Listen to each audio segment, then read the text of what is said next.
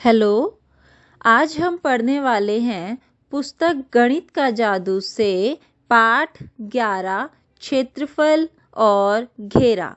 तो सबसे पहले मैं आपको बताती हूँ कि क्षेत्रफल क्या होता है। क्षेत्रफल किसी भी क्षेत्र या आकृति का परिमाण जो कि उसकी लंबाई और चौड़ाई को गुना करने से निकाला जाता है। इसके बाद है घेरा। तो घेरा किसी भी क्षेत्र या फिर आकृति की जितनी भी भुजाएं होती हैं उनका योग होता है और घेरे को हम परिमाप के नाम से भी जानते हैं। अब हम आगे अपना पाठ पढ़ते हैं। आम पापड़। पार्थ और गिन्नी ने एक दुकान से आम पापड़ खरीदा। उनके टुकड़े कुछ ऐसे दिखते हैं।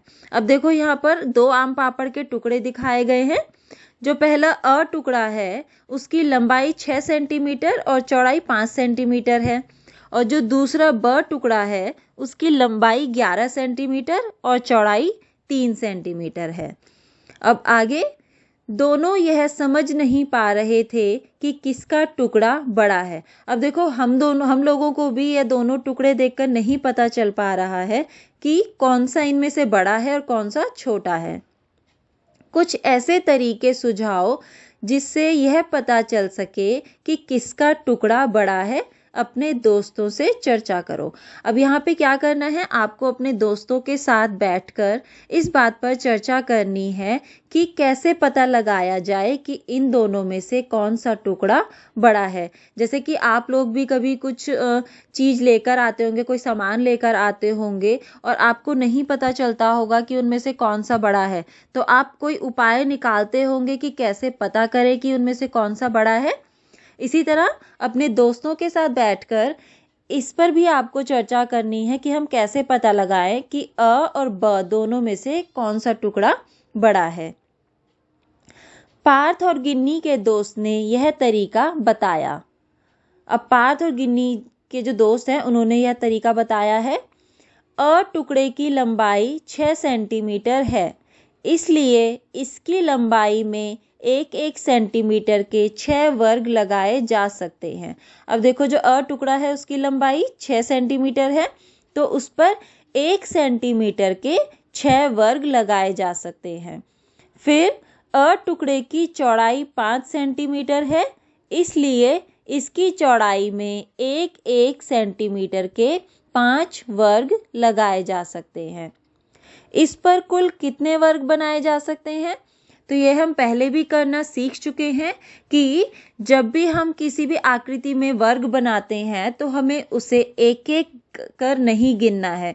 उससे क्या होगा, हमारा समय ज़्यादा लगेगा।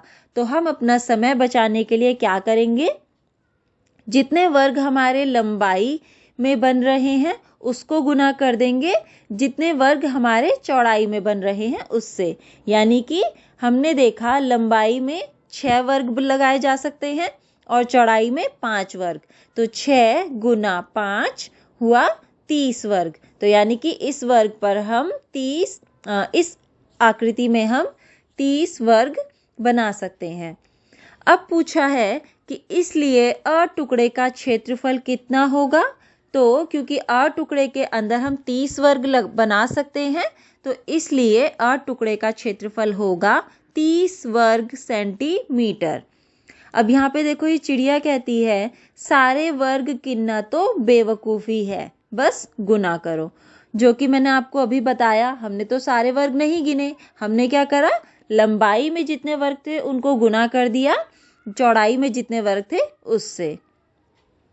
अब आगे है, इसी तरह ब टुकड़े का क्षेत्रफल पता करो। अब आपको क्या करना है, जैसे हमने अ टुकड़े में जो है वर्ग बनाए हैं, इसी तरह आपको ब टुकड़े में वर्ग बनाने हैं। तो जब हमने ब टुकड़े में वर्ग बनाए तो हमने देखा कि इसमें 33 वर्ग हम लगा सकते हैं। वर्ग हमें, जिससे हमने अ टुकड़े में 1 सेंटीमीटर के बनाए थे, तो ब टुकड़े में भी हमें 1 सेंटीमीटर के वर्ग बनाने हैं। तो इस तरह हमने इसके अंदर 33 वर्ग बनाए हैं। अब हमें पूछा है कि इसका क्षेत्रफल पता करना है आपको।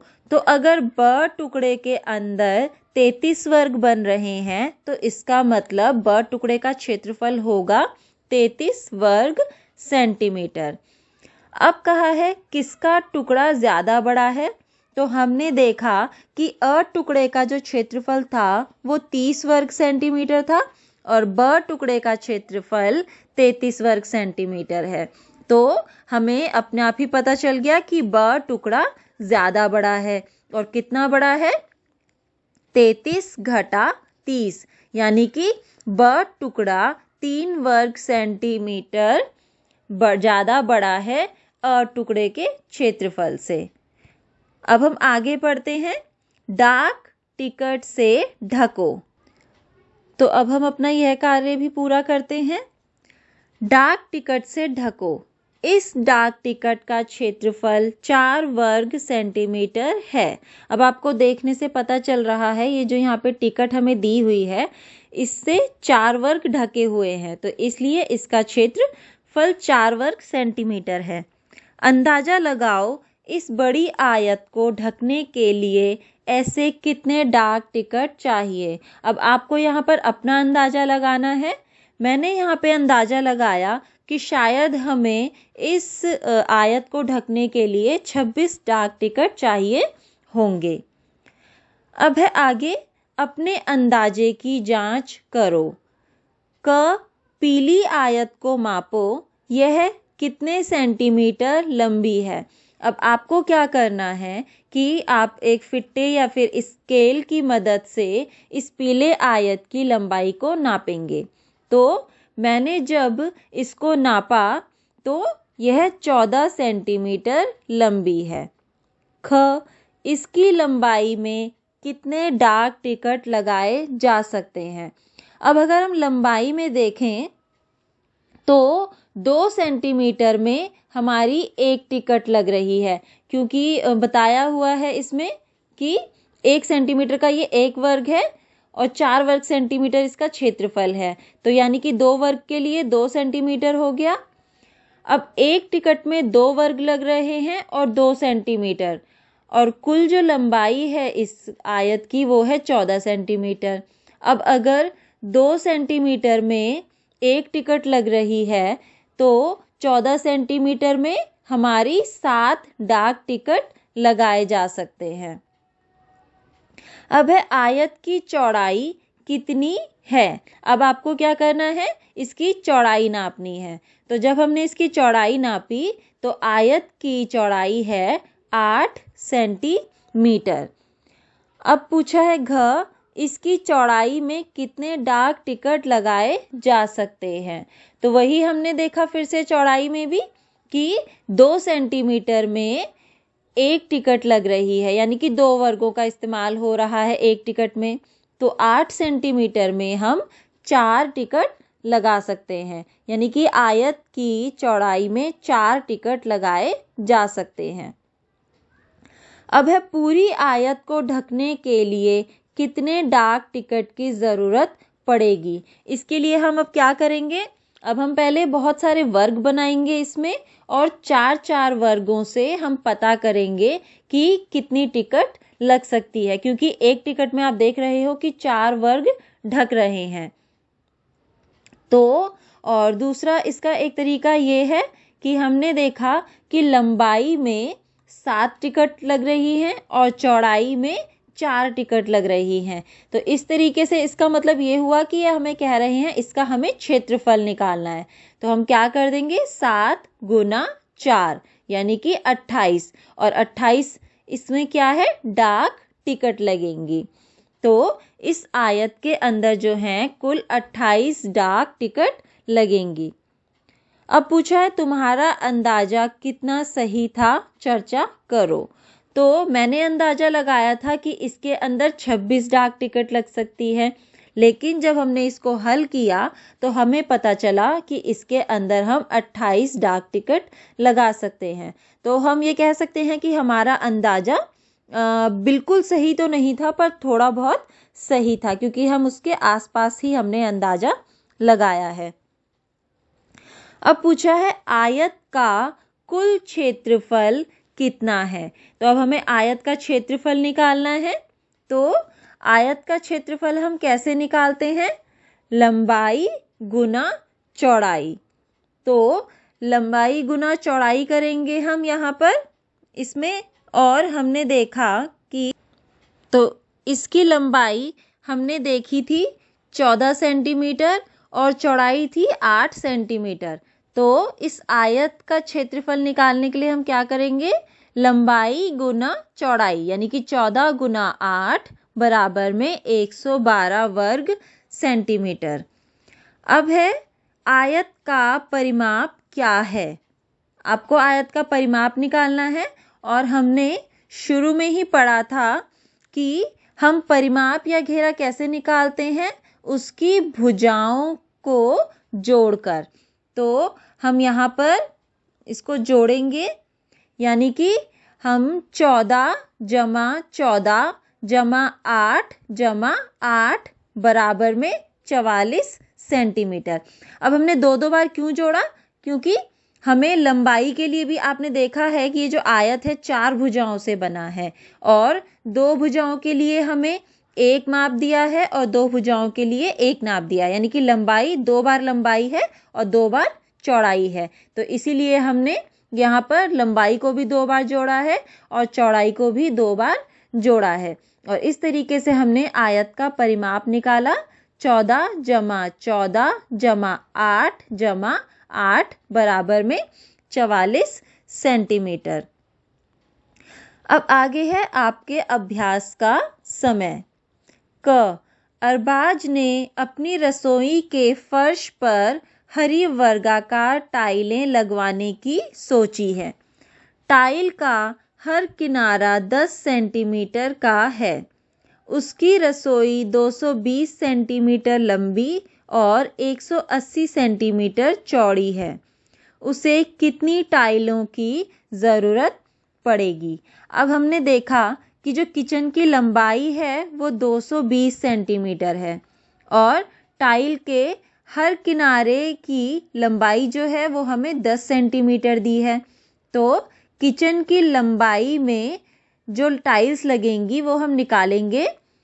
220 को भाग कर देंगे 10 से, यानी कि किचन की लंबाई को हम भाग करेंगे टाइल के हर किनारे की लंबाई से। तो जब हमने 220 को 10 से भाग किया तो हमारे पास आया 22 संख्या, यानी कि किचन की लंबाई में लगेंगी 22 टाइल्स। अब हम पता करेंगे कि चौड़ाई में कितनी लगेंगी। तो किचन की चौड़ाई हमें दी है 180 सेंटीमीटर और टाइल के हर किनारे की लंबाई है 10 सेंटीमीटर। तो अब हम क्या करेंगे? 180 को 10 से भाग कर देंगे। तो इससे हमने निकाला कि किचन की चौड़ाई में कितनी टाइल्स लगेंगी। तो जब हमने 180 को 10 से भाग दिया तो संख्या निकली 18 टाइल्स, यानी कि किचन की चौड़ाई में 18 टाइल्स लगेंगी। अब हमें पता करना है कि किचन में कुल कितनी टाइल की ज़रूरत होगी। तो लंबाई में 22 गुना चौड़ाई में 18, तो संख्या निकली 396 टाइल। अब ख सवाल, एक वर्गाकार बगीचे की बाड़ की लंबाई 20 मीटर है। बगीचे की एक साइड कितनी लंबी होगी? अब कहा है कि वर्गाकार बगीचा है। वर्गाकार बगीचा यानी कि आपका हो गया वर्ग, और आपको पता ही है कि वर्ग की चारों भुजाएं जो हैं वो बराबर होती हैं। अब आपको कहा है कि वर्ग जो है वो उसकी वर्ग की चारों भुजाएं बराबर होती हैं, और हमें बाड़ की लंबाई दी है। तो बाड़ की लंबाई को हम एक तरीके से यह कह सकते हैं कि हमें वर्ग का घेरा दिया हुआ है, या फिर हम ये भी कह सकते हैं कि हमें वर्ग का परिमाप दिया हुआ है। तो अगर हमें 4 भुजाओं के लिए कुल दिया है 20 मीटर, तो हम एक साइड कैसे निकाल लेंगे? हम एक साइड को निकालेंगे, 20 को हम 4 से भाग कर देंगे। तो हमारी संख्या निकलेगी 5 मीटर, जो कि हमारी उस बगीचे की एक साइड होगी। अब है ग, 20 सेंटीमीटर लंबे एक पतले तार से एक आयत बनाई गई है।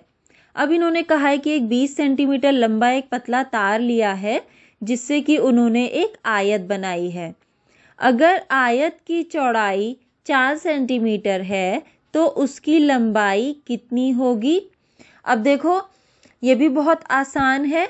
आपको पता है आयत में एक तो लंबाई होती है और एक चौड़ाई होती है, और कहा है कि 20 सेंटीमीटर लंबे पतले तार से बना है, तो यानी कि हमें आयत का परिमाप दिया हुआ है ये 20 सेंटीमीटर। अब चौड़ाई हमें बता दी है 4 सेंटीमीटर, ये हमें एक भुजा के लिए दिया है। तो हम क्या करेंगे, जो दो चौड़ाई है यानी कि 4 जमा 4 8 सेंटीमीटर को हम 20 सेंटीमीटर जो कि परिमाप बताया गया है उसमें से घटा कर देंगे।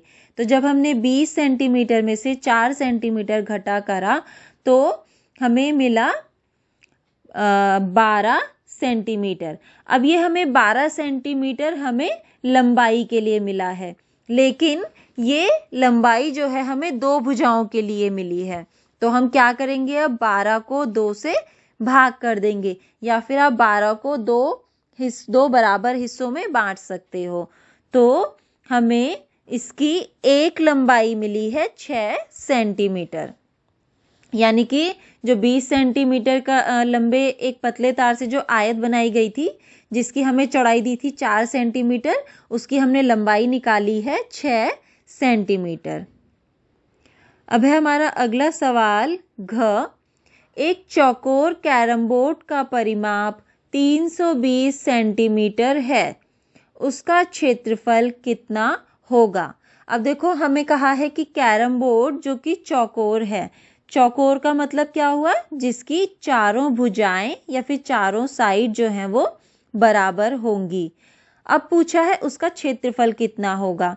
तो क्षेत्रफल निकालने के लिए हमें सबसे पहले उस वर्ग की या फिर उस चौकोर जो आकृति है या कैरम बोर्ड है उसकी भुजा हमें पता होनी चाहिए। तो हम सबसे पहले इसके लिए इसकी भुजा निकालेंगे। तो भुजा हम कैसे निकालेंगे, हमें कैरम बोर्ड का परिमाप दिया हुआ है 320 सेंटीमीटर। इसका मतलब हुआ कि जो कैरम बोर्ड की चारों भुजाएं हैं उसका योग है 320 सेंटीमीटर। तो अब हम एक भुजा की लंबाई निकालते हैं।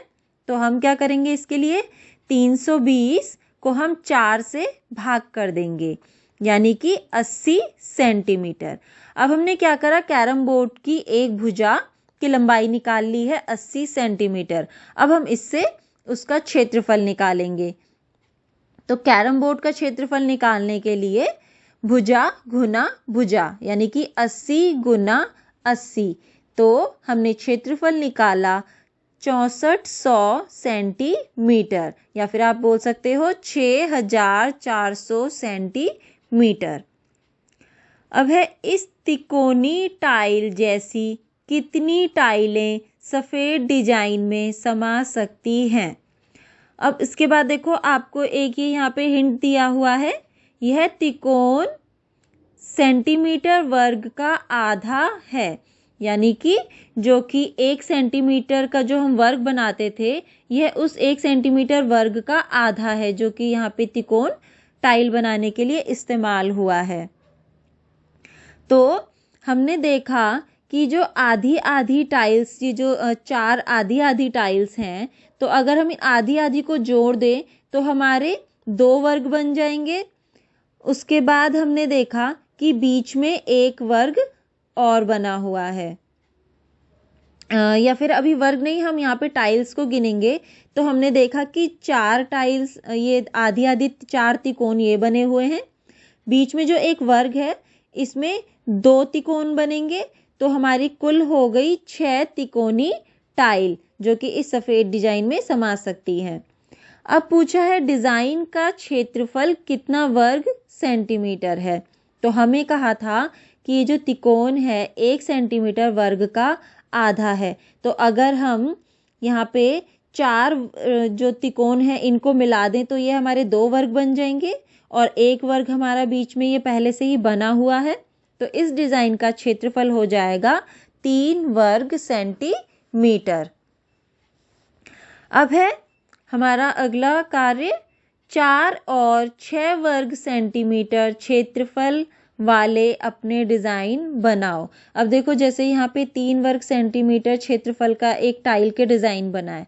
अब आपको एक ऐसा डिज़ाइन बनाना है जिसका कि क्षेत्रफल 4 वर्ग सेंटीमीटर हो और 6 वर्ग सेंटीमीटर हो। तो यह कार्य आपको करना है अपने दोस्तों के साथ मिलकर।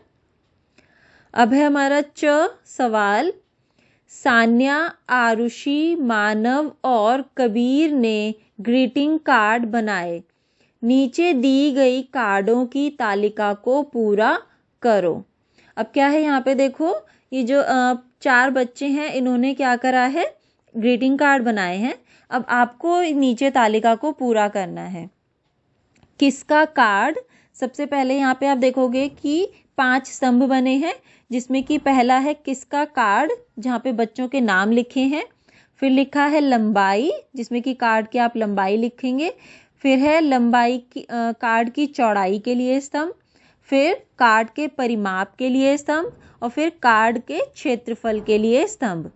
तो सबसे पहले हम करते हैं सान्या का कार्ड देखते हैं, जिसकी लंबाई है 10 सेंटीमीटर और चौड़ाई है 8 सेंटीमीटर। तो हम इसका परिमाप निकालेंगे। तो परिमाप निकालने के लिए हम क्या करेंगे, 10 जमा 10 जमा 8 जमा 8। तो इस तरीके से हमने परिमाप निकाला 36 सेंटीमीटर। फिर हमें इसका क्षेत्रफल निकालना है। तो क्षेत्रफल होता है लंबाई गुना चौड़ाई। तो 10 गुना 8 80 वर्ग सेंटीमीटर। इसके बाद हम आते हैं मानव के कार्ड पे। तो हमें दी है यहाँ पे लंबाई दी हुई है और परिमाप दिया है। तो अब हम देखो इसको कैसे निकालेंगे। आपको पता है कि परिमाप जो है वो भुजाओं का योग होता है। तो अब हम इसमें से 44 सेंटीमीटर से क्या करेंगे, 11 सेंटीमीटर को 2 बारी जोड़ लेंगे, क्योंकि 2 बार लंबाई होती है हमारी एक आकृति में, 2 लंबाई होती है। तो 11 जमा 11 हो गया 22 सेंटीमीटर। तो अब हम 22 सेंटीमीटर को 44 सेंटीमीटर में से घटा कर देंगे। तो हमारे पास बचा 22 सेंटीमीटर। अब ये 22 सेंटीमीटर हमें 2 चौड़ाइयों के लिए मिला है। तो एक चौड़ाई के लिए हम क्या करेंगे, इसका आधा लिख देंगे, यानी कि मानव के कार्ड की चौड़ाई हुई 11 सेंटीमीटर। अब हमें क्षेत्रफल निकालना है। तो क्षेत्रफल हम निकालेंगे भुजा गुना भुजा से, यानी कि 11 गुना 11 121 वर्ग सेंटीमीटर। अब हम आते हैं आरुषि के कार्ड पर। तो आरुषि के कार्ड के लिए हमें लंबाई नहीं दी है, हमें चौड़ाई दी है 8 सेंटीमीटर। उसके बाद हमें परिमाप नहीं दिया है और हमें क्षेत्रफल दिया हुआ है 80 वर्ग सेंटीमीटर। अब हम यहाँ पे क्या करेंगे, इसका सबसे पहले हम लंबाई निकालेंगे। तो लंबाई निकालने के लिए, तो आरुषि के कार्ड की लंबाई निकालने के लिए हम इसके क्षेत्रफल यानी कि 80 वर्ग सेंटीमीटर को इसकी चौड़ाई यानी कि 8 सेंटीमीटर से भाग कर देंगे। तो हमें मिली 10 सेंटीमीटर आरुषि के कार्ड की लंबाई। अब हमें इसका परिमाप निकालना है। तो परिमाप निकालने के लिए हम क्या कर देंगे, 10 सेंटीमीटर जमा 10 सेंटीमीटर जमा 8 सेंटीमीटर जमा 8 सेंटीमीटर। तो परिमाप निकला 36 सेंटीमीटर। अब है कबीर के कार्ड की बारी। तो कबीर के कार्ड के लिए हमें लंबाई नहीं दी है, चौड़ाई भी नहीं दी है, हमें परिमाप दिया हुआ है 40 सेंटीमीटर और क्षेत्रफल दिया हुआ है 100 वर्ग सेंटीमीटर। तो कबीर के कार्ड के परिमाप से हम सबसे पहले क्या करेंगे, कबीर के कार्ड की जो है एक भुजा निकालेंगे। तो हमें पता है कि कार्ड की 4 भुजाएं हैं। तो हम क्या करेंगे, 40 को यानी कि उसके परिमाप को 40 सेंटीमीटर को 4 से भाग कर देंगे। तो हमें मिली उसकी लंबाई 10 सेंटीमीटर। अब यही इसकी चौड़ाई भी होगी, या फिर आप दूसरे तरीके से ये निकाल सकते हो कि हमें पता है कि भुजा गुना भुजा से हम क्षेत्रफल निकालते हैं, या फिर लंबाई गुना चौड़ाई से हम क्षेत्रफल निकाल सकते हैं। तो हमें यहाँ पे क्षेत्रफल दिया है और एक भुजा की हमें लंबाई पता है, हमें चौड़ाई निकालनी है, तो हम क्या करेंगे, क्षेत्रफल को लंबाई से भाग कर देंगे। तो जब हमने 100 को 10 से भाग किया तो हमें मिला 10 सेंटीमीटर, जो कि कार्ड की चौड़ाई है। अब हम आगे बढ़ते हैं। मेरी बेल्ट सबसे लंबी। एक मोटा कागज का टुकड़ा लो जिसकी लंबाई 14 सेंटीमीटर और चौड़ाई 9 सेंटीमीटर हो। आपको क्या करना है, एक मोटा कागज का टुकड़ा लेना है जिसकी लंबाई 14 सेंटीमीटर होनी चाहिए और चौड़ाई 9 सेंटीमीटर होनी चाहिए। तुम एक पुराना पोस्ट कार्ड भी इस्तेमाल कर सकते हो। अब आप इसके लिए एक पुराना पोस्ट कार्ड भी इस्तेमाल कर सकते हो, क्योंकि आप लोगों ने देखा होगा जो पोस्ट कार्ड होता है वो एक मोटे कागज से बना होता है। बस आपको क्या करना है, लंबाई और चौड़ाई का ध्यान रखना है कि लंबाई 14 सेंटीमीटर और चौड़ाई 9 सेंटीमीटर हो। अब कहा है कि इसका क्षेत्रफल कितना है, इसका परिमाप क्या है। तो सबसे पहले हम इस मोटे कागज का क्षेत्रफल निकालेंगे। तो क्षेत्रफल निकालने के लिए लंबाई गुना चौड़ाई, यानी कि 14 गुना 9, तो इसका क्षेत्रफल निकला 126 वर्ग सेंटीमीटर। अब हमें इसका परिमाप निकालना है। तो परिमाप के लिए हम 2 बार लंबाई को जोड़ेंगे और 2 बार चौड़ाई को जोड़ेंगे। तो 14 जमा 14 जमा 9 जमा 9, तो परिमाप निकला 46 सेंटीमीटर। अब कहा है, अब इसमें से एक जैसे माप वाली पट्टियां काटो। अब आपको क्या करना है, इस कार्ड में से या फिर उस मोटे कागज में से आपको एक ही नाप की पट्टियां काटनी है। उसके बाद उस पट्टियों को काटने के बाद टेप का प्रयोग करते हुए इन पट्टियों को जोड़कर बेल्ट बनाओ। जैसे देखो यहाँ पे इस फोटो में भी दिखाया हुआ है कि पहले एक पट्टी लेनी है, फिर दूसरी पट्टी को उसमें उसके टेप से जोड़ देना है, फिर तीसरी पट्टी को भी आप टेप से जोड़ोगे। जिस तरीके से आपकी एक बेल्ट बनेगी। अब पूछा है तुम्हारी बेल्ट कितनी लंबी है। अब देखो, अगर मान लीजिए कि आप इस मोटे कागज में से 1 सेंटीमीटर चौड़ी पट्टी काटते हो, तो आपको पता है कि पट्टी की जो चौड़ाई है वो 9 सेंटीमीटर थी। तो अगर आप उसमें से 1 सेंटीमीटर चौड़ाई वाली पट्टी काटते हो तो आपकी 9 पट्टियां बनेंगी। अब अगर आप इन पट्टियों को जोड़ोगे तो उसके बाद आपको 9 गुना में 14 यानी कि उस पट्टी की लंबाई है, तो 9 गुना में 14 126 सेंटीमीटर लंबी बेल्ट बनेगी। तो हमारी जो बेल्ट है वो कितनी लंबी बेल्ट होगी, 126 सेंटीमीटर। लेकिन ये तब होगी अगर हम पट्टी की चौड़ाई 1 सेंटीमीटर रखते हैं और 1 सेंटीमीटर वाली 9 पट्टियां काटते हैं। तो अगर आप पट्टियों को और पतला करते हो या फिर उसको चौड़ा करते हो और आपकी पट्टियों की संख्या अलग है, तो उससे आप पट्टी की लंबाई अलग तरीके से निकालोगे। अब पूछा है तुम्हारी बेल्ट का परिमाप कितना है। तो बेल्ट का परिमाप मैं कैसे निकालूंगी, क्योंकि मेरी बेल्ट की लंबाई 126 सेंटीमीटर है और उसकी चौड़ाई मैंने 1 सेंटीमीटर रखी थी। तो 2 बार लंबाई को जोड़ेंगे और 2 बार चौड़ाई को, तो 126 जमा 126 जमा 1 जमा 1, तो बेल्ट का परिमाप मैंने निकाला 254 सेंटीमीटर। अब पूछा है कक्षा में सबसे लंबी बेल्ट किसकी है। अब ये आपको अपने दोस्तों की बेल्ट से नाप कर देखना है कि किसकी बेल्ट सबसे लंबी है। चर्चा करो, तुम्हारे कुछ दोस्तों की बेल्ट दूसरों से लंबी क्यों बनी। अब जब आप ये नापोगे या फिर ये जांचोगे कि बेल्ट किसकी लंबी है किसकी छोटी है, तो आप देखोगे कि कुछ लोगों की बेल्ट ज़्यादा लंबी बनी होगी, कुछ लोगों की बेल्ट छोटी बनी होगी। तो ये बेल्ट लंबी होने का कारण क्या हो सकता है? कारण ये होगा कि कुछ बच्चों ने अपनी बेल्ट की चौड़ाई बहुत कम रखी होगी।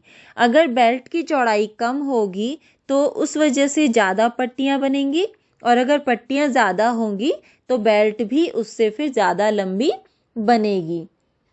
अब पूछा है, क्या तुम्हारी बेल्ट का कुल क्षेत्रफल पोस्ट कार्ड के क्षेत्रफल के बराबर है? तो हाँ, जब हमने अपने मोटे उसका कागज का क्षेत्रफल निकाला था तो हमने देखा था कि 126 वर्ग सेंटीमीटर था। फिर जब हमने बेल्ट का क्षेत्रफल निकाला तो मेरी बेल्ट की लंबाई 126 सेंटीमीटर और चौड़ाई 1 सेंटीमीटर है, तो उसका क्षेत्रफल जब मैंने निकाला तो वो निकला 126 सेंटीमीटर। तो इसका मतलब हुआ कि दोनों का क्षेत्रफल बराबर है। और दोनों का क्षेत्रफल बराबर इसमें पूछा है क्यों है? क्योंकि दोनों की जो लंबाई है वो बराबर है, इसलिए। और लंबाई बराबर है और चौड़ाई में हमने उसी चौड़ाई से हमने क्या करा है, पट्टियाँ बनाई है, इसलिए। आगे है, अगली बार ज़्यादा लंबी बेल्ट बनाने के लिए तुम क्या करोगे? तो ये हमने आगे पढ़ लिया है। अभी हम अगर मान लीजिए हमने देखा कि हमारे दोस्त की बेल्ट हमसे ज़्यादा लंबी है, तो हमें ये भी पता चलेगा कि उसकी बेल्ट की जो पट्टी है वो हमारी पट्टी से कम चौड़ी होगी। तो इसलिए हम क्या करेंगे, अगली बार ज़्यादा लंबी बेल्ट बनाने के लिए अपनी बेल्ट की पट्टी को बहुत ही पतला रखेंगे, जिससे कि बेल्ट बहुत लंबी बनेगी। अब है, यह बेल्ट हाथी के लिए है। अब देखो ये बच्चे ने क्या करा, क्योंकि उसकी बेल्ट बहुत लंबी बनी थी तो उसने कहा कि यह बेल्ट हाथी के लिए है। अब आगे है, देखो मैं पोस्ट कार्ड में से निकल सकता हूँ। मैंने बिना पट्टियाँ काटे एक फंदा तैयार किया है। अब यहाँ पे देखो ये बच्चा है, इसने क्या करा है, पोस्ट कार्ड में से पट्टियाँ नहीं बनाई, मतलब उसको कागज को बिना काटे बिना कुछ करे उसने पट्टियाँ नहीं बनाई और फिर भी उसने एक फंदा बनाया जिससे कि वो उसमें से निकल सकता है। पहेली, पोस्ट कार्ड में से निकलना। क्या तुम पोस्ट कार्ड काटने का कोई ऐसा तरीका सोच सकते हो जिससे कि तुम उसमें से निकल सको? फोटो देखो, बहुत सोचने के बाद अभी भी अगर जवाब नहीं सूझा तो इसका उत्तर आगे ढूंढो। अब आपको क्या करना है, एक पोस्ट कार्ड लेना है और देखना है कोई ऐसा तरीका कि बिना पट्टियाँ काटे आप उसको इस तरीके से अंदर उसका एक ऐसा फंदा बनाओ कि जिससे आप उसके अंदर से निकल सको। अब आपको ये सोचना है, अगर आप सोच पाते हो तो ठीक है, नहीं तो आगे हमें इसका उत्तर मिलेगा फिर। अब है, हर तरफ लोग ही लोग।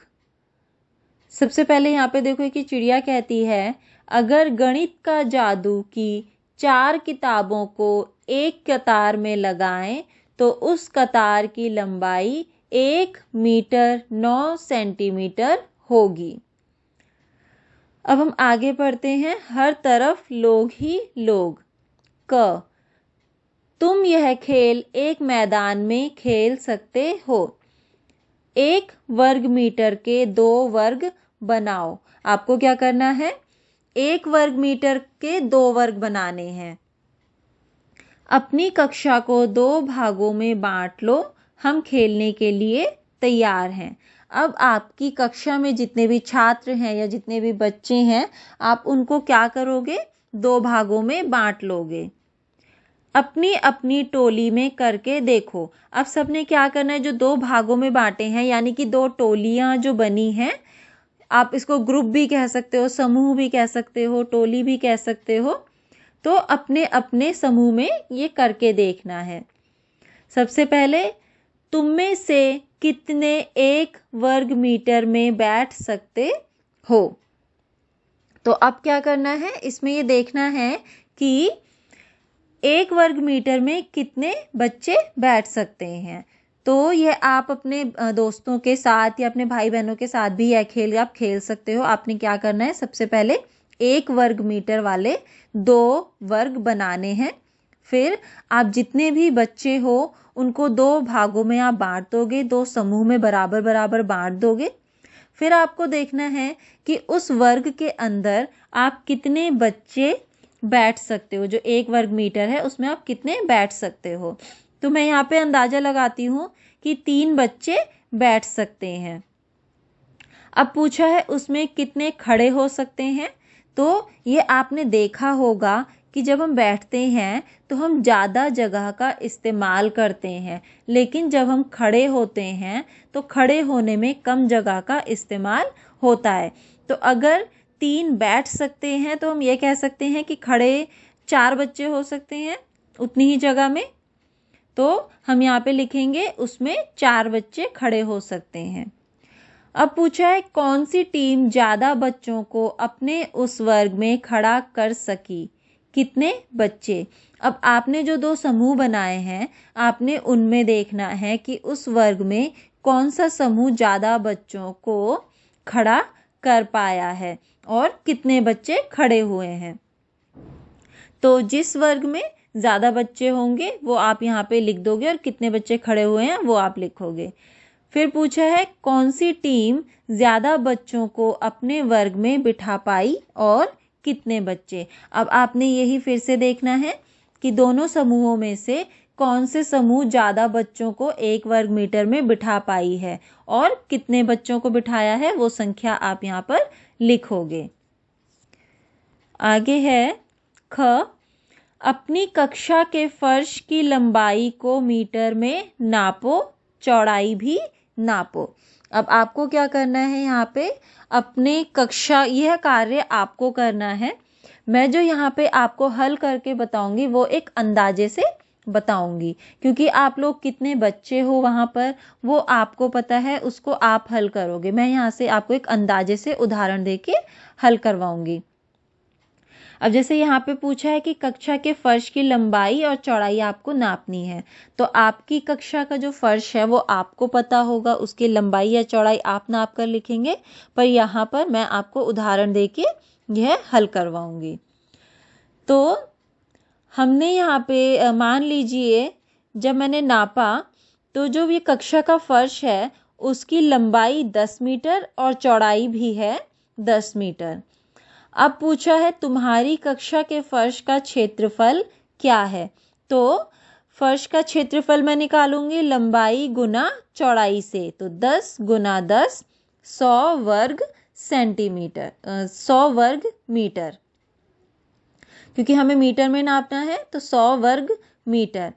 अब पूछा है तुम्हारी कक्षा में कितने बच्चे हैं। तो यहाँ पे आपको आपकी कक्षा में कितने छात्र हैं वो आप यहाँ पे लिखेंगे। तो मान लीजिए कि कक्षा में 50 बच्चे हैं। अब इसलिए 1 वर्ग मीटर में कितने बच्चे बैठ सकते हैं। तो अब हमें क्या निकालना है, हमें निकालना है कि 1 वर्ग मीटर में कितने बच्चे बैठ सकते हैं। तो ये हम कैसे निकालेंगे, कुल बच्चों की जो संख्या है उसको हम भाग कर देंगे फर्श के क्षेत्रफल से। तो मैंने यहाँ पे एक अंदाजा बताया था कि कुल बच्चों की संख्या है 50 और फर्श का क्षेत्रफल मैंने निकाला 100। तो 50 को 100 से जब भाग किया तो आया 1/2 बच्चे, यानी कि जो 1 वर्ग मीटर है उसमें आधे बच्चे बैठ सकते हैं। अब पूछा है कि तुम्हें क्या लगता है अगर आराम से घूम फिर पाना चाहें तो 1 वर्ग मीटर में कितने बच्चे होने चाहिए। तो अगर हम 1 वर्ग मीटर में 2 बच्चों को रखें, यानी कि जो उसको बैठ भी पाएँ, घूम फिर भी पाएँ, आराम से बैठ सकें, खड़े हो सकें, तो हमें लगता है कि 1 वर्ग मीटर में हमें 2 बच्चों को ही रखना चाहिए। अब है, क्या तुम सोच सकते हो कि 1 किलोमीटर का वर्ग कितना बड़ा होगा, उसका क्षेत्रफल कितना वर्ग किलोमीटर होगा। सोचो उसमें कितने लोग रह पाएंगे। तो यह कार्य हम अपनी अगली कक्षा में करेंगे कि 1 वर्ग किलोमीटर। हेलो, कैसे हो आप सब? तो जो हमने हमारा पाठ क्षेत्रफल और घेरा अधूरा छोड़ दिया था, अब हम इस कक्षा में उसको पूरा करेंगे। तो हमें ये सोचना था कि 1 किलोमीटर वर्ग में कितने लोग रह पाएंगे और 1 किलोमीटर वर्ग का क्षेत्रफल कितना होगा।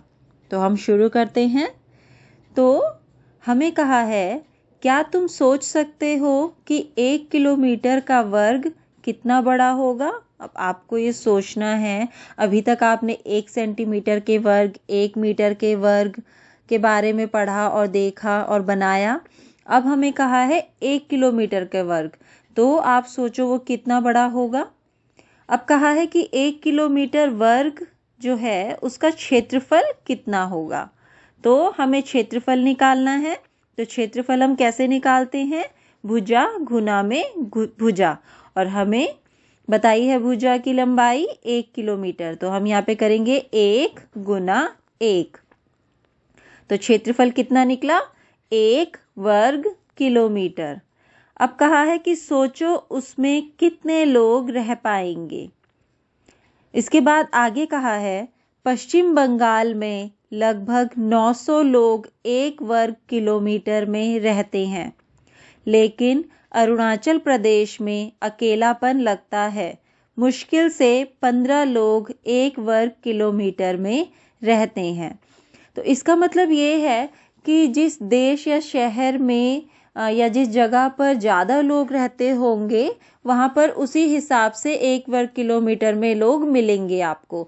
ज़्यादा भी हो सकते हैं और कम भी हो सकते हैं, लेकिन हम एक अंदाज़ा अगर लेके चलें तो हम ये कह सकते हैं कि 900 के आसपास 1 वर्ग किलोमीटर में लोग रह पाएंगे।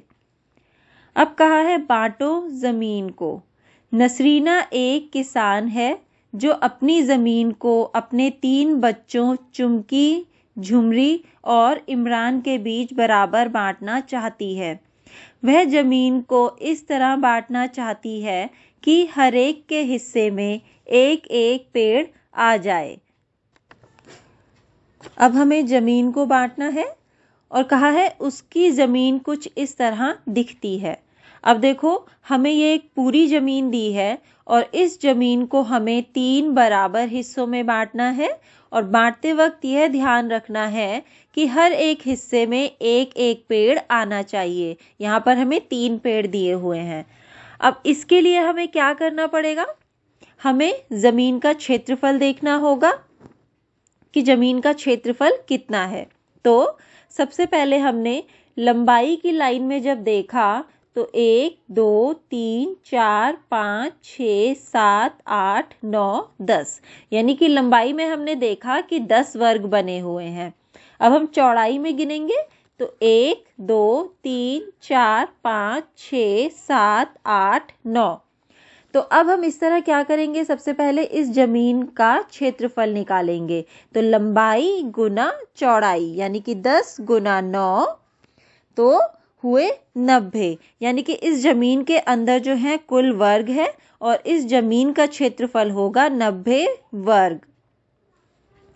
अब हमको इसमें क्या करना है? हमें 3 बच्चों में बांटना है।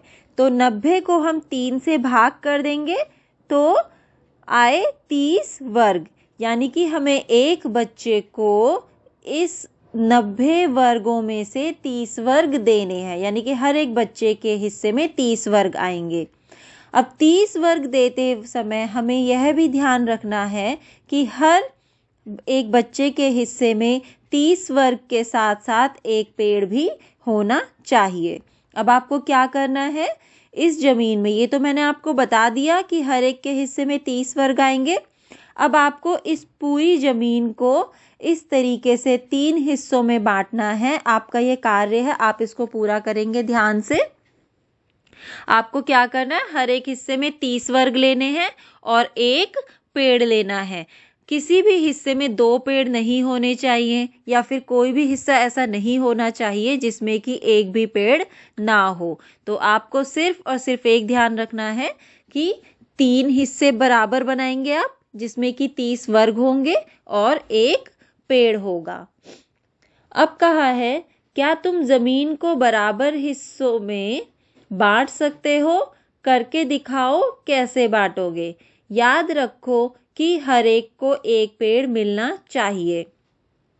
हर बच्चे की जमीन को अलग रंग से रखो। तो हमने यहाँ पर इसको बराबर हिस्से में बांट दिया है। बराबर हिस्से में कैसे बांटा है? हर एक के हिस्से में 30 वर्ग और एक पेड़। अब आपने जिस तरीके से यहाँ पर 3 हिस्से जब आप बांट लोगे तो हर एक के हिस्से में आपको क्या करना है? अलग अलग रंग से उसको भरना है। अब हम आगे बढ़ते हैं। अगर इस चित्र में बने हर छोटे वर्ग को 1 वर्ग मीटर के बराबर मान लिया जाए तो हर बच्चे के हिस्से में कितनी जमीन आएगी? तो हमने देखा था कि हर एक बच्चे के हिस्से में 30 वर्ग आए थे और हमें कहा है कि अगर हर एक वर्ग 1 वर्ग मीटर के बराबर हो तो हर बच्चे के हिस्से में कितनी जमीन होगी? तो होगी 30 वर्ग सेंटीमीटर। अब कहा है, चुमकी, झुमरी और इमरान को बाड़ लगाने के लिए तार चाहिए। किसको बाड़ के लिए सबसे ज़्यादा तार की ज़रूरत होगी? अब जब आपने ज़मीन को 3 हिस्सों में बांटा होगा तो हर एक का जो हिस्सा होगा उस हिस्से में जितनी भी भुजाएं होंगी आपको क्या करना है? उन भुजाओं की लंबाई नापनी है और आपको उन भुजाओं को नापना है और जितनी भी भुजाएं हैं उस आकृति में, यानी कि उस जो जमीन का हिस्सा आपने बच्चों को दिया है उस जमीन के हिस्से में, उस जमीन के हिस्से से जो आकृति बनी है और उस आकृति की जितनी भी भुजाएं हैं उन भुजाओं को आप स्केल या फिट्टे से नापेंगे और फिर उनको जोड़ देंगे। अगर मान लीजिए कि आपकी आकृति में 4 भुजाएं हैं और चारों भुजाओं को जब आपने नापा तो वो 5 सेंटीमीटर है, तो 5 सेंटीमीटर को आप 4 बार जोड़ देंगे और हो जाएगा 20 सेंटीमीटर। ये मैंने आपको एक उदाहरण दिया है, लेकिन आपको इस कार्य को सही से करना है। और सही से आप कैसे करेंगे? तो जब आपने जमीन को बांटा है 3 हिस्सों में तो हर एक का हिस्सा आप लेंगे, उस एक हिस्से में जो आकृति बनी है उस आकृति की भुजाओं को स्केल से नापकर आप उसको हर भुजा को नापकर हर भुजा को जोड़ेंगे और फिर जब आप जोड़ दोगे तो वही उनको बाड़ के लिए उतनी तार की ज़रूरत पड़ेगी। अब आपको ये देखना है कि तीनों आकृतियों में से कहाँ पर सबसे ज़्यादा तार की ज़रूरत पड़ रही है, तो वो आप यहाँ पे लिख दोगे, किसको बाड़ के लिए सबसे ज़्यादा तार की ज़रूरत पड़ेगी। फिर लिखना है, तीनों को कुल मिलाकर कितने तार की ज़रूरत पड़ेगी। तो ये आप कैसे लिखोगे? जो तीनों बच्चों में आपने जमीन बांटी है और उस जमीन से आकृति बनने के बाद जब आप उस जमीन का परिमाप निकालोगे तो उन तीनों के परिमाप को जब आप जोड़ दोगे तो वह होगा कि तीनों को कुल मिलाकर कितने तार की ज़रूरत पड़ेगी। अब आगे है अभ्यास का समय। तालिका को देखो। अगर तुम्हें हर चीज का क्षेत्रफल लिखना हो तो तुम किस कॉलम को चुनोगे? सही का निशान लगाओ। अब देखो आपने भी कई बार रुमाल यहाँ पे दिए है, रुमाल है, साड़ी है, किताब का पन्ना है, स्कूल की ज़मीन है, तो आपने देखा होगा कि हर एक चीज़ को नापने का हम अलग अलग तरीके से नापते हैं। तो और उसका क्षेत्रफल के लिए हमें क्या इस्तेमाल करना है वो यहाँ पे आपको बताना है। तो एक है वर्ग सेंटीमीटर, फिर है वर्ग मीटर, फिर है वर्ग किलोमीटर। और यहाँ पे देखो आप सबको पता ही होगा कि वर्ग सेंटीमीटर सबसे छोटा है, वर्ग मीटर उससे वर्ग सेंटीमीटर से बड़ा और वर्ग किलोमीटर जो है वो सबसे बड़ा है। तो हमें बताना है कि अगर हम रुमाल का क्षेत्रफल लिखना हो तो हम किस में लिखेंगे।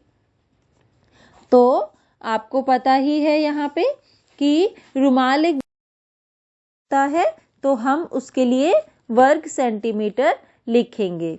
फिर है साड़ी, तो साड़ी का क्षेत्रफल हम लिखेंगे वर्ग मीटर में। फिर है तुम्हारी किताब का पन्ना, उसको हम लिखेंगे वर्ग सेंटीमीटर में।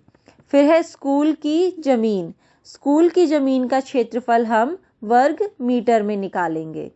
फिर है एक शहर की कुल जमीन, तो एक शहर की कुल जमीन भी हम निकालेंगे वर्ग किलोमीटर में।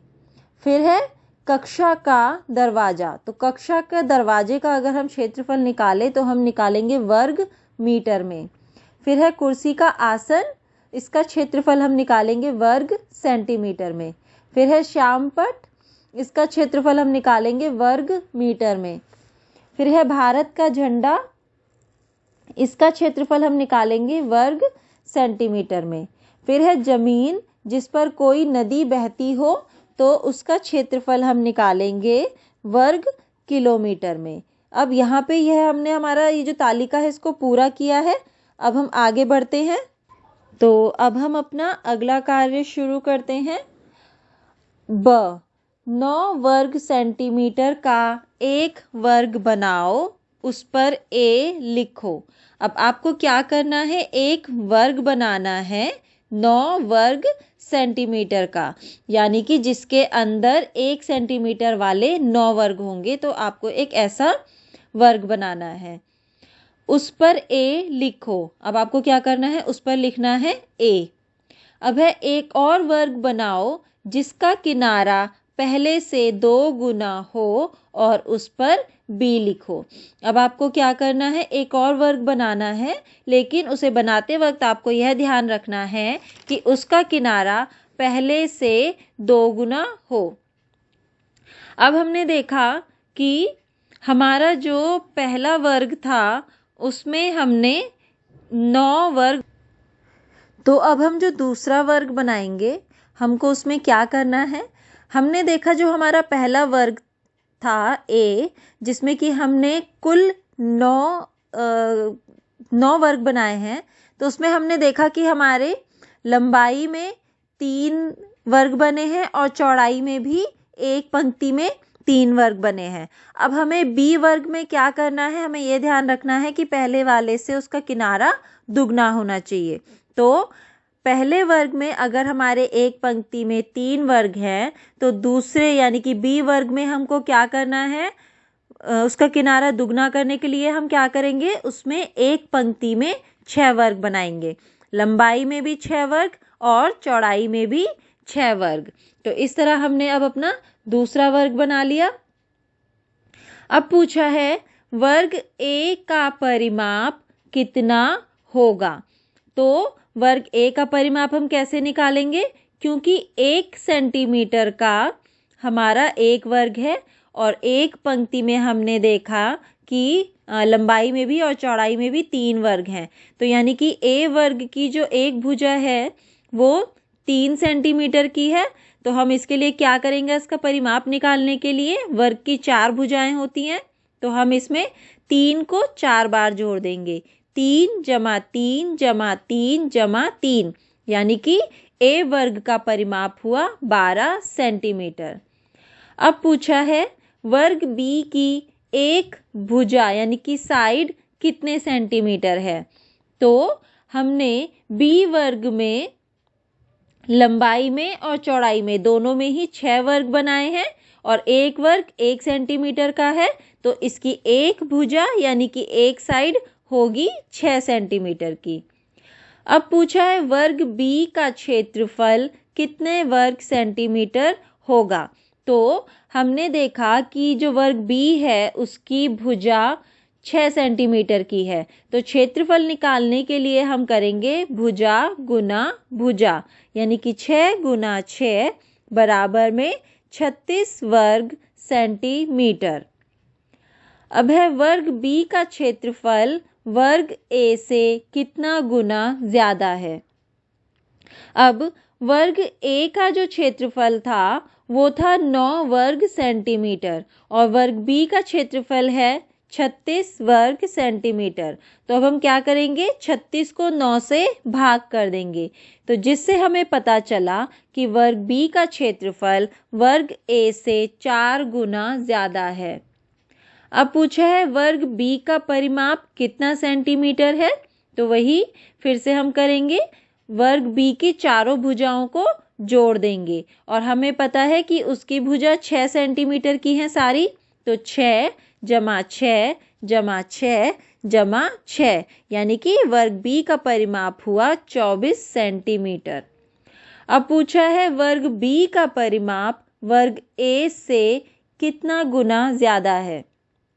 तो हमने वर्ग ए का परिमाप निकाला था 12 सेंटीमीटर और वर्ग बी का परिमाप हमने निकाला है 24 सेंटीमीटर। तो 24 को हम 12 से भाग कर देंगे तो हमें पता चलेगा कि यह कितना गुना ज़्यादा है। तो हमने देखा कि 24 को जब हमने 12 से भाग किया तो हमें पता चला कि वर्ग बी का परिमाप वर्ग ए के परिमाप से 2 गुना ज़्यादा है। अब देखो हमने ऊपर एक पहेली जो पढ़ी थी कि पोस्ट कार्ड में से या फिर मोटे कागज में से बिना पट्टियां काटे आपको उसका ऐसा फंदा बनाना है जिससे कि आप उसके अंदर से निकल सको। तो यहाँ पे उसका आपको उत्तर दिया है कि आपको क्या करना है। पहले आपको उस कागज में कुछ इस तरह की, देखो नंबर 1 पे जिस तरह की लाइनें आपको खींच कर दी हैं, आपको उस तरीके से लाइनें खींचनी है, बनानी है। यहाँ पे लिखा है एक पोस्ट कार्ड पर इस तरह रेखाएं बनाओ। फिर आपको कहा है पोस्ट कार्ड को केवल रेखाओं पर से काटो। आपको क्या करना है, जो उसमें रेखाएं दी हुई हैं वहां से आपको इसको काटना है। फिर जब आप ये कर लोगे तो नंबर 3 पर जिस तरीके का एक फंदा बना हुआ है इस तरीके का आपका ये कागज बन जाएगा जिससे कि आप इसमें से निकल सकते हो। अब आपको कहा है तो क्या तुम इसमें से निकल सकते हो, तो हाँ हम इसमें से निकल सकते हैं। अब है आगे, क्या तुम्हें इस फंदे का क्षेत्रफल पता है। तो इस फंदे का क्षेत्रफल आप कैसे निकालोगे, आपको पता है हमने पहले जो है वो कागज का क्षेत्रफल निकाला था, वही इसका क्षेत्रफल होगा। यानी कि हमने निकाला था क्षेत्रफल 126 सेंटीमीटर। हमें कागज की लंबाई और चौड़ाई दी हुई थी तो वही इसका क्षेत्रफल होगा। अब आगे है धागे का खेल। एक 15 सेंटीमीटर लंबा धागा लो। अब आपको क्या करना है, एक धागा लेना है जिसको कि आप 15 सेंटीमीटर नाप कर लोगे। इस कागज पर उसके कोनों को मिलाकर अलग अलग आकृतियां बनाओ। अब देखो इसके ये जो कार्य है मैं आपको इसके बारे में समझा रही हूँ, लेकिन यह कार्य आपको खुद करना है क्योंकि इसका मैं आपको किस हिसाब से करूँगी, मैंने क्या आकृति बनाई है ये मैं आपको नहीं बता पाऊँगी। तो आपको यह कार्य खुद करना है, लेकिन हाँ मैं आपको यह ज़रूर बताऊँगी कि यह कार्य करना कैसे है। तो सबसे पहले आप एक 15 सेंटीमीटर लंबा धागा लेंगे। उसके बाद ये जो आपको कागज दिया है इस कागज पर आपको उस धागे के कोनों को मिलाकर अलग अलग तरह की आकृति बनानी है। फिर आकृति बनाने के बाद आपको क्या करना है, आपको पूछा है किस आकृति का क्षेत्रफल सबसे बड़ा है और कितना है। तो आपको क्या करना है, जितनी भी आपने आकृतियां बनाई हैं उनमें आप देखोगे कि सबका आकृति में से जितनी भी आपने आकृतियां बनाई हैं जिसका क्षेत्रफल आप सबका क्षेत्रफल निकालोगे और जिसका क्षेत्रफल ज़्यादा होगा वो आप यहाँ पर लिखोगे। और क्षेत्रफल आप कैसे निकालोगे आपको पता ही है, हमने पहले भी सीखा है कि वर्गों वाली जो ग्रिड होती है या कागज होता है हम क्षेत्रफल कैसे निकालते हैं, हम वर्गों को गिनकर क्षेत्रफल निकालते हैं। यानी कि उस आकृति में कितने वर्ग आपके बने हुए हैं। तो जो पूरे वर्ग बने होंगे सबसे पहले आप उनको गिनोगे, फिर जो आधे से ज़्यादा वर्ग उसमें ढके हुए होंगे उनको आप गिनोगे। तो जो आधे से ज़्यादा ढके हुए वर्ग होंगे उनको भी आप 1 के रूप में गिनेंगे। फिर जो आधे ढके हुए वर्ग होंगे उनको आप गिनोगे, और आधे ढके हुए वर्ग को आप किस तरह गिनोगे, अगर मान लीजिए आपके 2 आधे वर्ग ढके हैं तो उनको आप 1 गिनेंगे, अगर मान लीजिए 4 आधे वर्ग ढके हैं तो उनको आप 2 गिनोगे। तो इस तरीके से आप उस आकृति के अंदर के वर्गों की गिनती करोगे। जिस आकृति में सबसे ज़्यादा वर्ग होंगे उस आकृति का क्षेत्रफल सबसे ज़्यादा होगा। फिर आपको पूछा है कि उस आकृति का परिमाप कितना है। तो आकृति का परिमाप आप कैसे निकालोगे? आकृति का परिमाप एक धागे की मदद से भी, धागा तो आपने ले ही रखा है तो आपको पता ही है, हमें कहा है कि 15 सेंटीमीटर लंबा धागा है। तो जो आपने आकृति बनाई है उस आकृति को आप या तो स्केल से उसकी भुजाओं को नापकर उनको जोड़कर उनका परिमाप निकाल सकते हो, या फिर धागे से उस आकृति में नापकर फिर उस धागे को स्केल पर नापकर और आकृति की सारी भुजाओं को जोड़कर आप उसका परिमाप निकाल सकते हो। तो फिर आपको क्या करना है, जिस आकृति का क्षेत्रफल सबसे ज़्यादा होगा उस आकृति का आपको परिमाप निकालकर यहाँ पर लिखना है। अब पूछा है ख, किस आकृति का क्षेत्रफल सबसे छोटा है और कितना है। तो कौन सी आकृति का क्षेत्रफल सबसे कम है वह यहाँ पे आप लिखेंगे, और कितना है क्षेत्रफल वो भी आप लिखेंगे। फिर उस आकृति का परिमाप कितना है, फिर आप उसके बाद उस आकृति का परिमाप भी निकाल कर यहाँ पर लिखेंगे। उसके बाद आपको कहा है एक त्रिभुज, वर्ग, आयत और वृत्त बनाओ, पता करो कि किस आकृति का क्षेत्रफल सबसे बड़ा है और किसका सबसे छोटा है। अब आप क्या कर सकते हो, यहाँ पर एक त्रिभुज, वर्ग, आयत और वृत्त बनाएंगे। उसके बाद आप उस आकृति का क्षेत्रफल निकालेंगे उसके अंदर ढके वर्गों को गिनकर, और फिर उस आकृति की भुजाओं को नापकर उसके जोड़ से आप उस आकृति का परिमाप निकालेंगे। और सबका क्षेत्रफल तथा परिमाप निकालने के बाद आप यह बताएंगे कि किसका आकृति का क्षेत्रफल सबसे बड़ा है और किसका क्षेत्रफल सबसे छोटा है। तो यह कार्य हमारा पूरा हुआ। अब हम आगे पढ़ते हैं चिड़ियों को बचाओ, जो कि बहुत ही एक अच्छा काम है। तो गांव के किनारे 2 सुंदर तालाब हैं। इन दोनों ही तालाबों में लोग नौका विहार करने और पिकनिक के लिए आते हैं। गांव वालों को चिंता है कि मोटर बोट की आवाज़ से चिड़ियां अपना घोंसला बनाने के लिए नहीं आएंगी। गांव की पंचायत चाहती है कि सिर्फ एक तालाब में ही नाव को चलाया जाए और दूसरे तालाब को चिड़ियों के लिए सुरक्षित रखा जाए। तो अब देखो यहाँ पर ये 2 हमें सुंदर तालाब दिए गए हैं, और यहाँ पर जो गांव के लोग हैं वो चाहते हैं कि एक तालाब तो मोटर बोट चलाने के लिए, लोगों को पिकनिक मनाने के लिए छोड़ दिया जाए और एक चिड़ियों के लिए छोड़ा जाए। अब देखो यहाँ पे दिया है तालाब के नीचे कि इस चित्र में 1 सेंटीमीटर जमीन पर 1 किलोमीटर के बराबर है। तो अब हम इनसे जुड़े सवालों का जवाब देते हैं। तो क सवाल है, चित्र में तालाब अ के घेरे की लंबाई कितने सेंटीमीटर है, धागे का उपयोग करो। अब आपको क्या करना है, एक धागा लेना है और जो तालाब अ है इसके ऊपर धागे को पूरे जो किनारे पर रखते हुए आप उसको स्केल पर नापेंगे, तो जिससे आपको पता चल जाएगा कि तालाब अ के घेरे की कितनी लंबाई है। तो जब मैंने इसको नापा तो मैंने यहाँ पे इसके नापने के बाद देखा, तो जब मैंने इसको धागे से नापा तो मैंने देखा कि तालाब अ का जो घेरे की लंबाई है वो है 30 सेंटीमीटर। और ये मैंने धागे की मदद से करा है, आपको भी धागे की मदद से ही इसके घेरे की लंबाई नापनी है। अब है चित्र में तालाब ब के घेरे की लंबाई कितनी है। अब इसी तरह आपको क्या करना है, एक धागा लेना है और उस धागे को एक सिरे से शुरू करते हुए पूरे तालाब के किनारे पे या फिर पूरे तालाब के घेरे पर आपको उस धागे को रखना है और जितना भी लंबा धागा होगा उसको फिर आप स्केल से नापेंगे कि वह कितना सेंटीमीटर है। तो जब मैंने इसको इस तरीके से नापा तो मैंने देखा कि तालाब ब के घेरे की लंबाई है 26 सेंटीमीटर। अब पूछा है जमीन पर तालाब अ का घेरा कितने किलोमीटर लंबा है।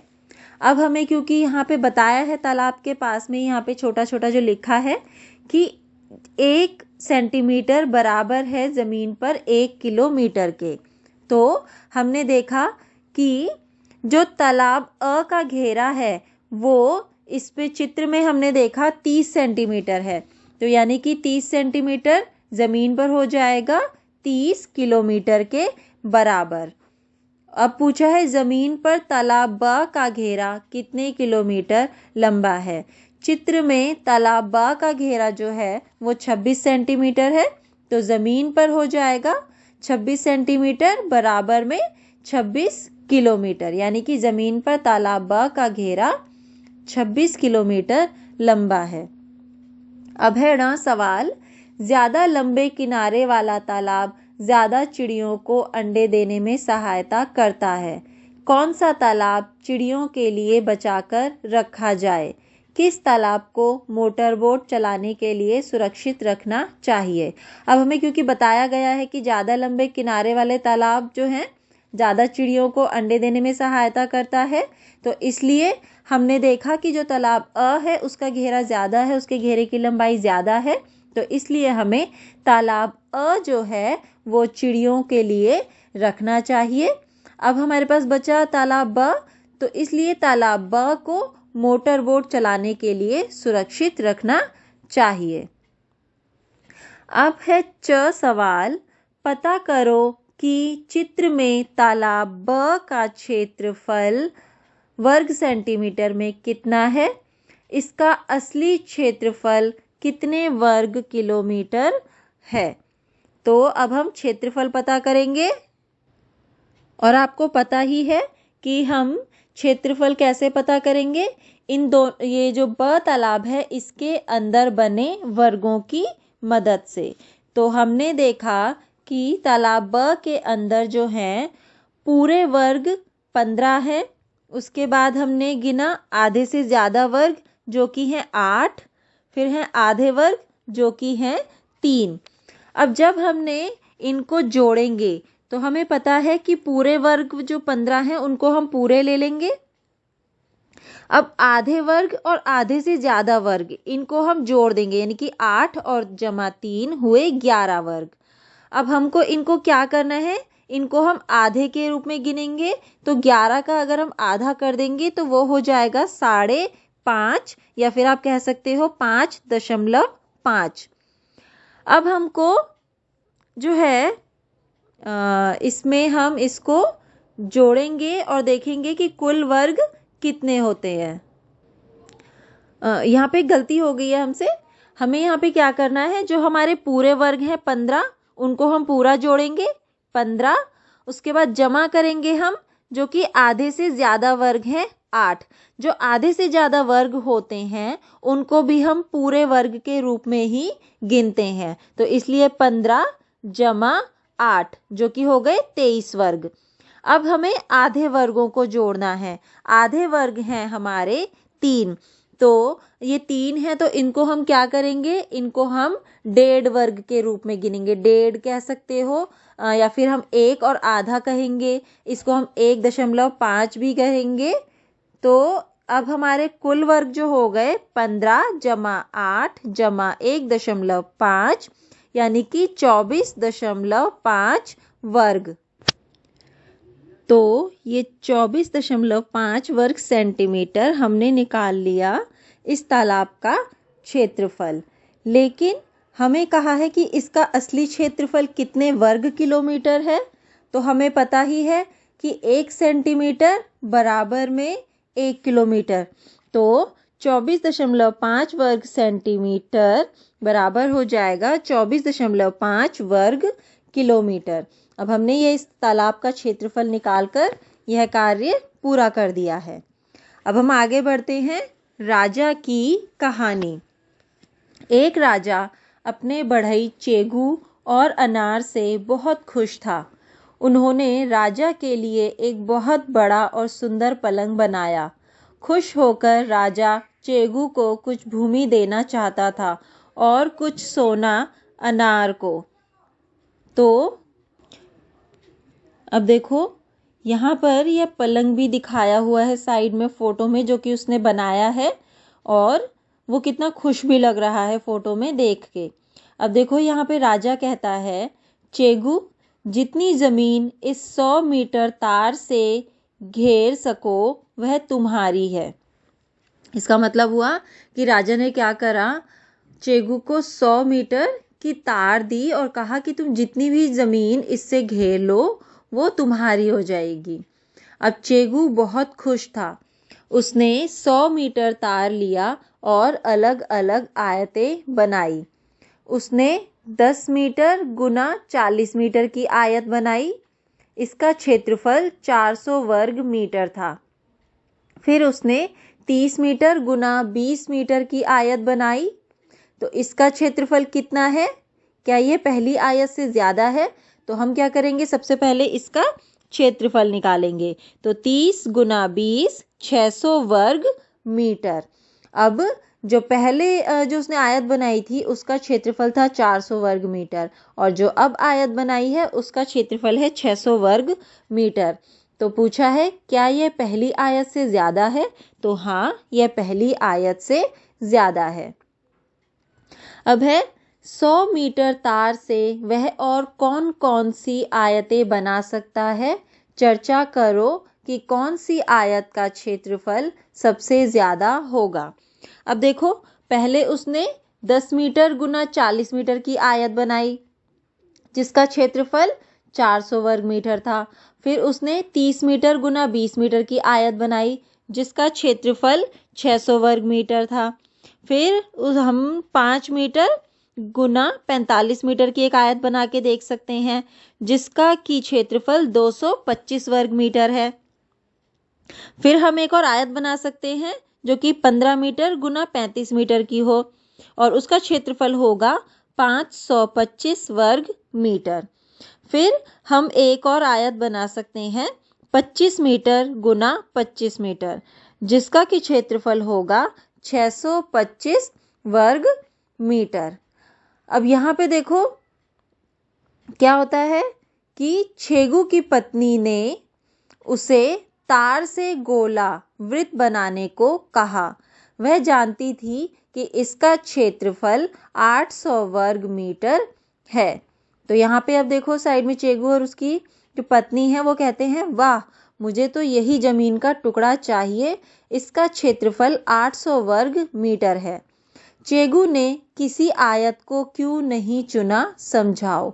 अब आप देखो उसने जितने भी आयत बनाए, 2 आयत उसने बनाए थे, फिर 3 आयत हमने भी बना के देखे।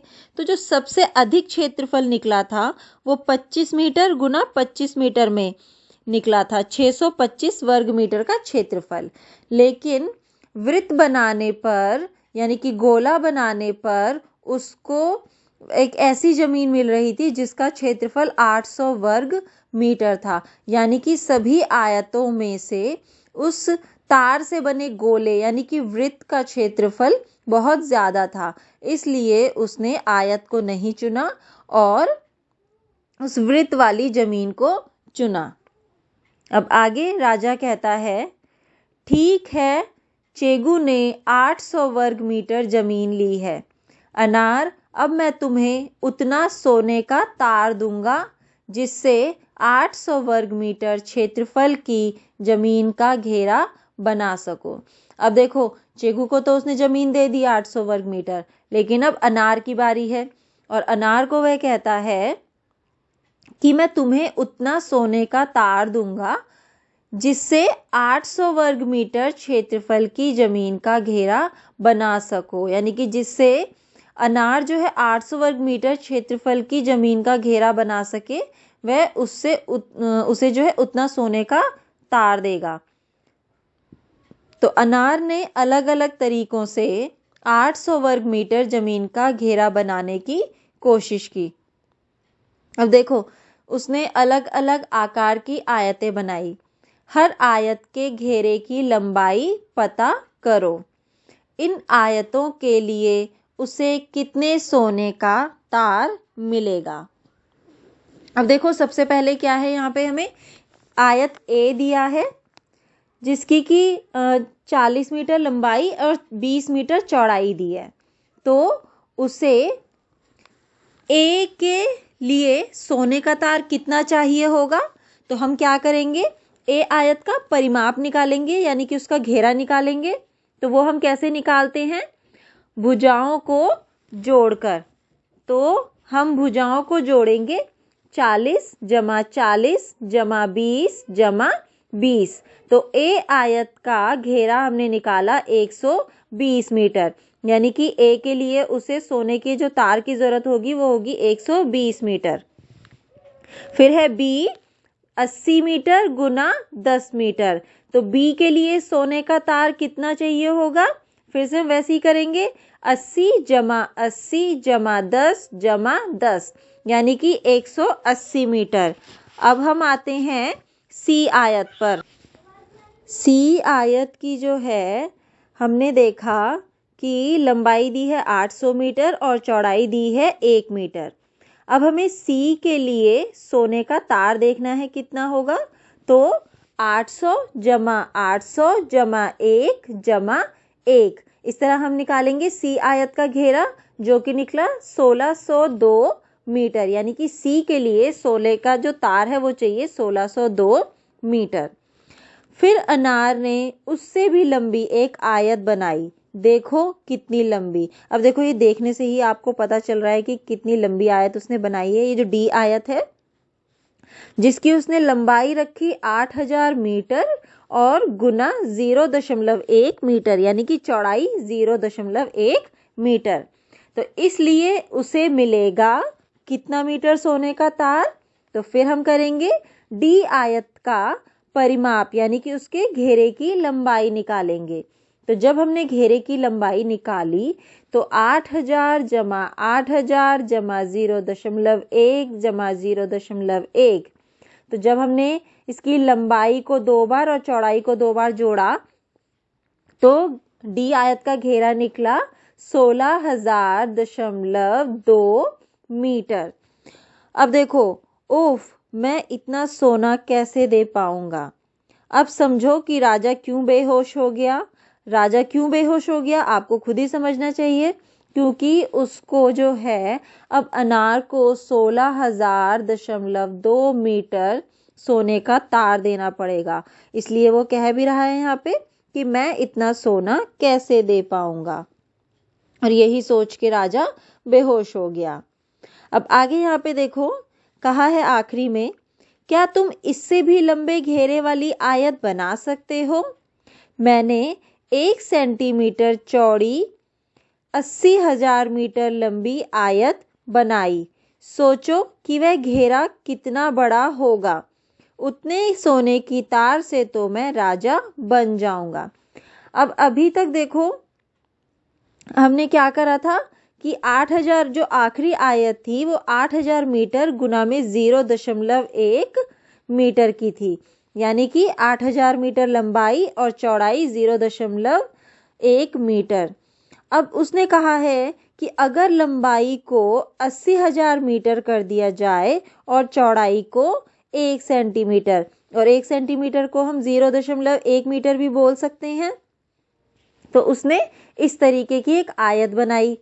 तो जिसको फिर हमने जब जोड़ा इसका घेरा निकालने के लिए, तो हमने देखा कि 80,000 जमा 80,000 जमा 0.01 जमा 0.01, और जब हमने इन लंबाई को 2 बार और चौड़ाई को 2 बार जोड़ा तो संख्या निकली 1,60,000.02 मीटर। इसीलिए देखो ये यहाँ पे चिड़िया कह भी रही है कि अगर इतना सोने का तार मिले तो मैं राजा बन जाऊंगा। अब देखो ये पाठ जो है बहुत ही अच्छा है, बहुत ही अच्छा है, मज़ेदार है। बहुत सारी चीज़ें सीखी हमने कि हम कैसे परिमाप निकालते हैं, कैसे क्षेत्रफल निकालते हैं, कैसे घेरा निकालते हैं।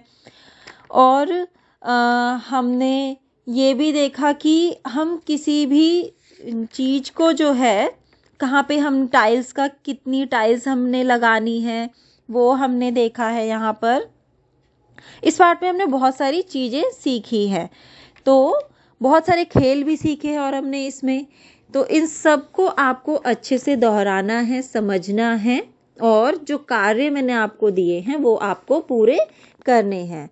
तो यहाँ पर हमारा ये पाठ पूरा होता है और मिलते हैं हम लोग अपनी अगली कक्षा में।